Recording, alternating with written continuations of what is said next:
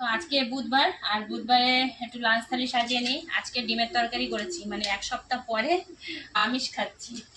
ভাত নিয়ে নিয়েছি, আর লেবু আর লঙ্কা।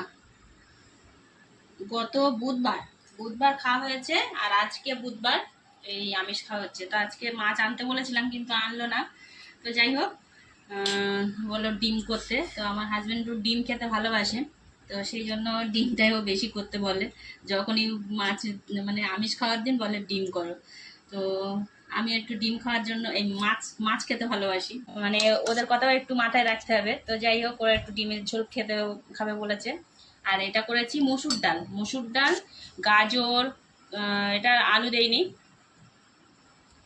গাজর, কুমড়ো, তারপরে গুঁড়ি কচু, সজনের ডাঁটা, কাঁচকলা সব দিয়ে, টমেটো দিয়ে একটু ডাল করেছি। মসুর ডাল, মসুর ডাল তো খাওয়া হয় না, তো মসুর ডাল করেছি।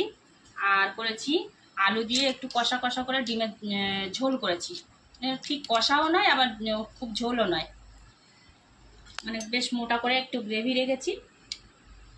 তো একটু বললো ডিমের ঝোল খাবে, তো সেই জন্য ডিমের ঝোল বানালাম আলু দিয়ে। একটু কালকিগার বাঁধাকপি চচ্চড়ি, তো এটা আমিই খাবো, এটা নিয়ে নিচ্ছি। আর আছে একটু ভেন্ডির তরকারি, এটাও আজকের নয়। তো এই হলো আজকে লাঞ্চ থালি। তো আর স্যালাড তো আছে, এই যে টমেটো, পেঁয়াজ, শসা। এই হলো আজকের লাঞ্চ থালি। আজকে দু রকম আইটেম করেছি, বেশি করিনি। আর যেহেতু একটু তরকারি ছিল,